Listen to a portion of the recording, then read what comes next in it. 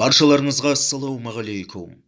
Күні кеше журналист Михаил Казачков өзінің телеграм арнасында салық төлемей жүрген танымал қазақстандықтардың тізімін жариялаған болатын. Оның ішінде блогер, кәсіпкер Бейбіт Әлібеков көш басында тұр. Тізімдегі ақпаратқа сәйкес, Әлібеков 2 миллиардтан аса салық төлемеген. Қыруар салық төлемегендердің тізімінде жүрген танымал қазақстандықтар бұл жайтқа қатысты пікір білдірді. Тізімде кәсіпкер Сырымбек Тау бар. Ол 114 миллион теңге салық төлемеген көрінеді.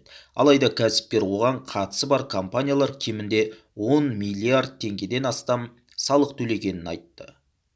114 миллион теңгеге жарнама жасап, салық төлемеді немесе блогер ретінде 114 миллион теңге табыс тапты деген ақпарат түсініксіз.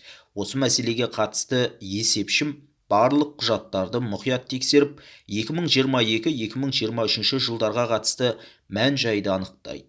Естеріңізде болса, туған күнімде ешқандай сыйлық қабылдамай, мүмкіндігі шектеулі балаларға арналған оңалту орталығына көмектесейік деген бастама көтердім.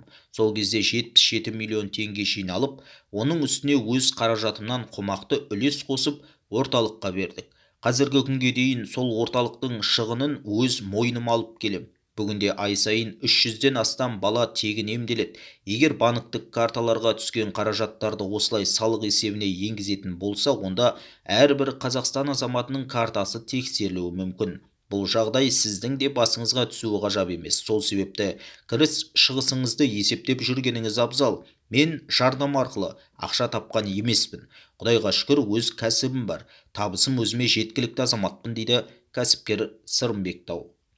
Бұл жайтқа қатысты белгілі қоғам қайраткері саясаткер Мұхтар Тайжан да пікір білдіріпті. Ол салық қызметкерлеріне жүгініп, не үшін блогерлердің тізімінде жүргенін сұраған екен. Олар өз кезегінде Тайжанның Facebook, Instagram парақшаларында және YouTube арнасында оқырман көп болғандықтан блогерлер тізіміне қосып қойған. Салық қызметкерлері мені заңсыз жарнамамен айналысты деп күдіктеніп, ол бойынша салық төлемеді деп ойлап, менің барлық жеке банк карталарынан барлық қолма-қол ақша операцияларын сұрады. Менің ақша айналымыма қол жеткізіп, салық қызметкерлері оның бәрі жарнаманың ақшасы деп ойлаған.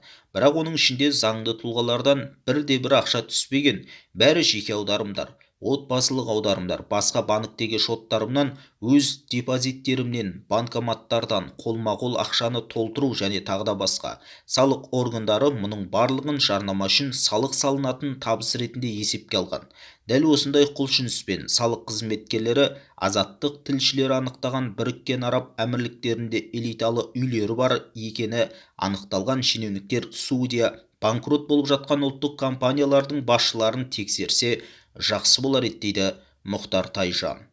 Сонымен қатар әлеуметтік жазбалардың бірі ретінде блогер Өркен Кенжебек те тізімде жүруіне қатысты пікір білдірді.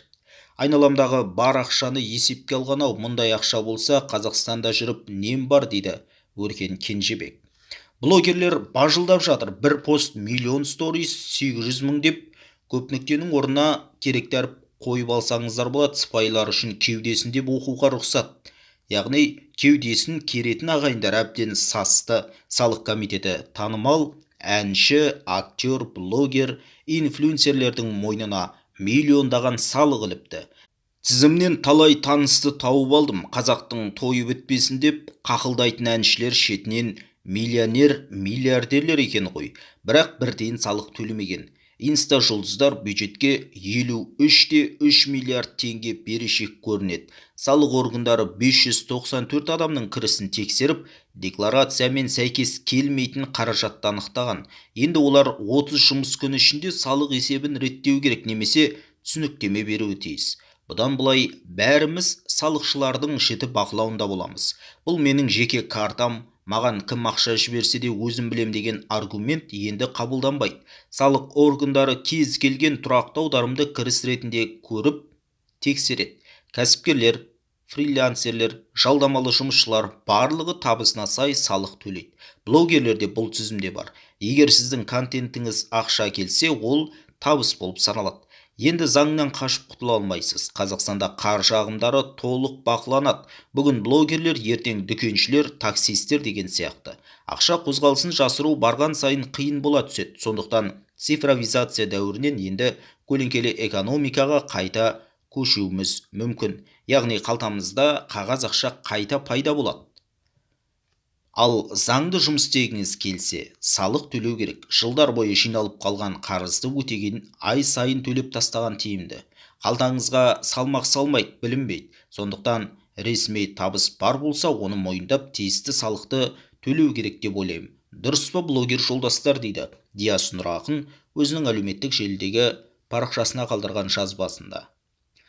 Ал Сәбит Рыспаев мынандай бір жазба қалдырыпты. Салық комитеті блогерлерді жағадан алып жатыр дегенді естіп жатырмыз. Мемлекеттік кірістер комитеті 594 жеке тұлғаның, оның ішінде инфлюенсерлердің табыстарында 53,3 миллиард теңге көлемінде сәйкессіздік анықталғанын хабарлады. Бұл нені білдіреді? Бұл мемлекет қаржы айналымын жіті бақылап отырғанын және жарнама, курстар, ұтыс ойындары мен контентті жарнамалаудан түскен кірістерге салық салынуы тиіс екенін көрсетеді.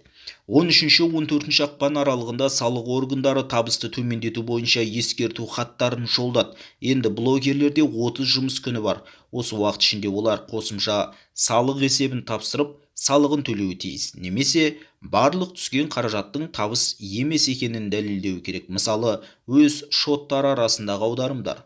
Заң бәріне ортақ екенін есте ұстасақ деймін. Егер кәсіпкер бизнестен түскен табысына салық төлесе, жалдамалық қызметкер жалақысынан жеке табыс салығын аударса, блогерлер неге ерекшеленуі керек? Жарнамадан пайда таптың ба, курс саттың ба, ақылы марафон ұйымдастырдың ба, ендеше есеп беруге міндеттісің. Егер контентіңіз ақша келсе, бұл коммерциялық қызмет. Заңда нақты көрсетілген жарнама, онлайн сатылымдар, курстар мен басқа да цифрлық өнімдерден түскен табысқа салық салынуы тиіс. Егер біреу картамдағы ақшаны ешкім байқамайды деп ойласа, салық қызметі бәрін көріп отыр. Енді тек екі жолы бар: салық төлеу немесе табыстың қалай түскенін дәлелдеу. Ресейде кейбір блогерлерді салық төлемедің деп соттап та жатыр ағайындар, дейді Сәбит Рыспаев.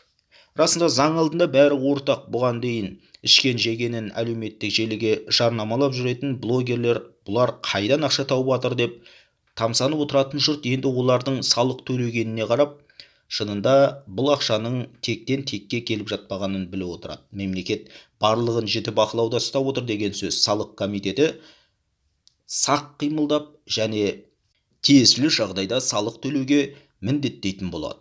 Алдағы уақытта 594 адамнан да тізім ұлғаюы әбден мүмкін. Себебі жасырын түрде талай нәрселер болып жатқаны айдан анық. Шынында Қазақстан билігі салықты көтеру арқылы, елге салық салу арқылы көлеңкелі бұрынғы экономиканы қайтарып аламыз деген пікірді ұмытпаған болар деп ойлаймыз. Яғни көпшіліктің қалтасында енді шынында қағаз ақша пайда болатын секілді.